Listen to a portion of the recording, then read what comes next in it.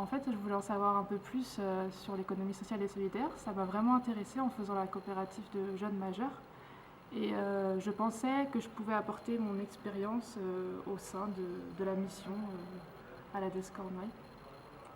Du coup, ça m'a apporté beaucoup de confiance en moi, beaucoup de nouvelles compétences, surtout en communication, parce que j'ai effectué beaucoup d'interventions au sein d'établissements, de lycées, d'organismes de formation. Donc ma mission initialement c'est faire la promotion et organiser la sensibilisation de l'ESS auprès des publics, donc des publics jeunes, mais aussi d'autres publics, des lycéens, mais aussi des adultes, et aussi envers les professionnels. Donc, parce qu'il faut savoir que dans l'ESS, il y a beaucoup de structures, beaucoup d'établissements. En Bretagne, ça représente quand même 14,3%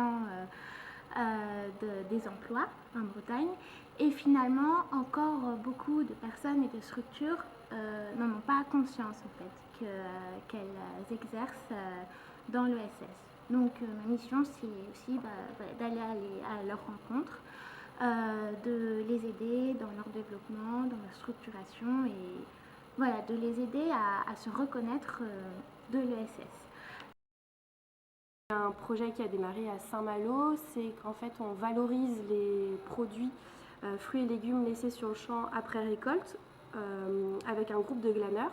Donc c'est des glaneurs issus de structures sociales différentes, des bénéficiaires de l'aide alimentaire, des jeunes, toutes personnes qui sont intéressées par la démarche. Et ensuite on en fait don à des associations d'aide alimentaire.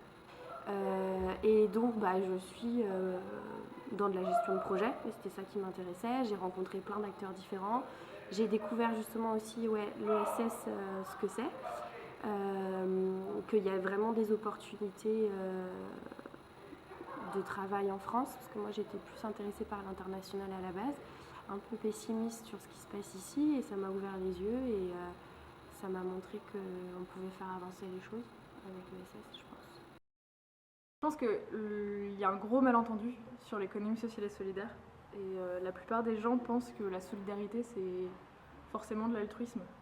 Et que forcément, quand on est solidaire, on s'oublie un petit peu et qu'on ne fait jamais ça dans son propre intérêt. Et je pense que c'est le plus gros malentendu possible parce qu'en fait, il faudrait qu'à un moment, on comprenne que notre intérêt personnel, souvent, il se retrouve dans l'intérêt collectif.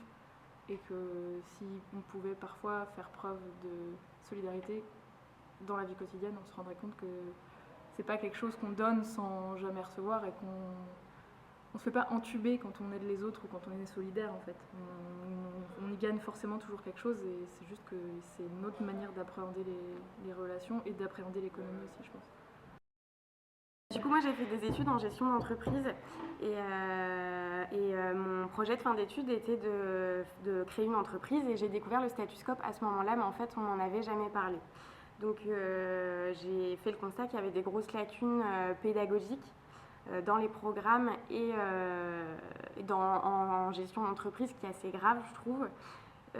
Du coup, j'ai créé un projet qui s'appelle la CoopMob de vidéos qui vont faire des supports pédagogiques.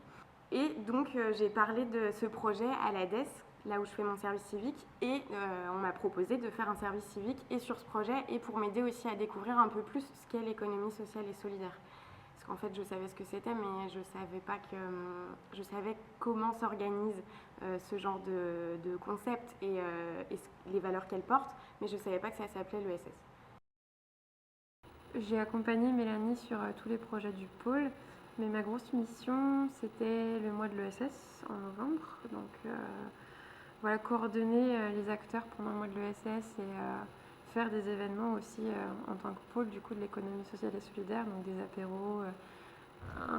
Oui, des apéros, ça fait bizarre. Des temps d'interconnaissance en soirée. Un événement de lancement, donc un porteur de parole. On a fait aussi une conférence sur la mutualisation au sein des petites structures ESS. Donc ça, c'était ma grosse mission en début d'année. Et là, actuellement, je suis sur la création d'un guide des adhérents, donc des adhérents de l'économie sociale et solidaire sur le pays de Vannes. Ça apporte un réseau aussi. Mon réseau. Un réseau. Mon réseau, c'est énorme. On rencontre tout le temps plein de personnes, des gens passionnés, des gens qui ont envie d'apprendre et des gens qui ont envie d'évoluer et de manière collective. Et qui ont vocation en fait à aussi questionner la démarche participative. Parce que c'est comment, je pense que c'est pareil, c'est comment est-ce qu'on anime, comment est-ce qu'on fait participer, comment est-ce que du coup on sensibilise. Et ne pas être dans une dictature du projet à imposer, mais à vraiment re-questionner les usages et les usagers. Et considérer que notre philosophie, c'est qu'il n'y a pas de meilleur projet, enfin le projet doit naître de ceux qui le vivent, donc, dans la réflexion, la conception et la réalisation. Et c'est pas dire vous pensez et on fabriquera, c'est on va penser ensemble, concevoir ensemble et fabriquer ensemble. Et valoriste. Tous les métiers de la terre s'appellent valoristes. Alors, en fait, tu trouves à la fois des gens qui font de la collecte, donc qui vont récupérer les déchets, soit en déchetterie, soit chez les particuliers, etc. Après, toute la fonction du tri, qui est importante, c'est-à-dire de voir dans quel état il est l'objet, s'il est revendable, on va dire, donc nettoyé, réparé, remis en circulation. S'il n'est pas, qu'est-ce qu'on fait de la matière, donc démantèlement et où on met toutes ces matières-là. Voilà, et puis après, il y a toute la partie vente.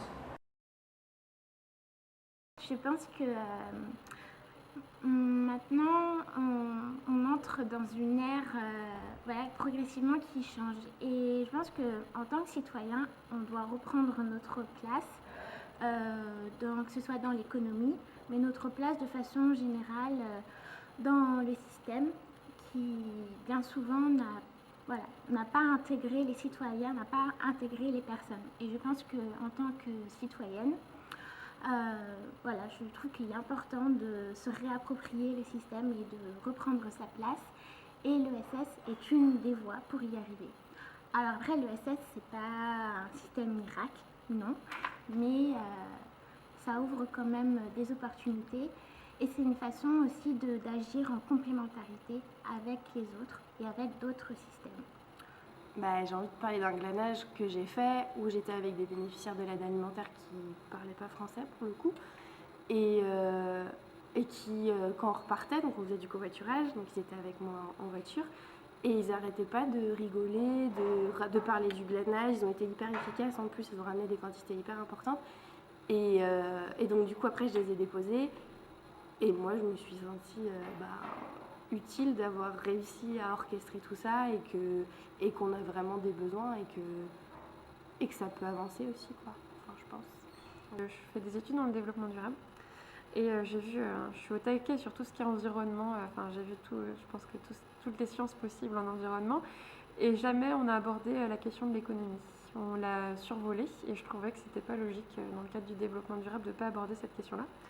Donc quand j'ai vu qu'il y avait un service civique dans ma ville natale, Vannes, sur l'économie sociale et solidaire, je me suis dit que c'était chouette, donc je me suis lancée là-dedans, sachant que j'ai aucune notion de l'économie. Donc déjà, la première chose que ça apporte, c'est une vision de l'économie de manière générale, une vision de l'économie complètement différente, ce que je pense qu'on n'a pas et qu'on ne développe pas assez dans les cursus de formation. Et personnellement, c'est ultra enrichissant. C'est l'expérience la plus enrichissante que j'ai eue, je pense, jusque-là, parce qu'on rencontre plein d'acteurs engagés, super motivés, plein d'initiatives sur son territoire qu'on n'aurait jamais imaginé si en fait on s'y était pas intéressé un minimum et qui ne sont pas assez mises en avant. Dans un bouchon, par exemple, il y a une réduction de fil. Ça m'est arrivé il n'y a pas longtemps.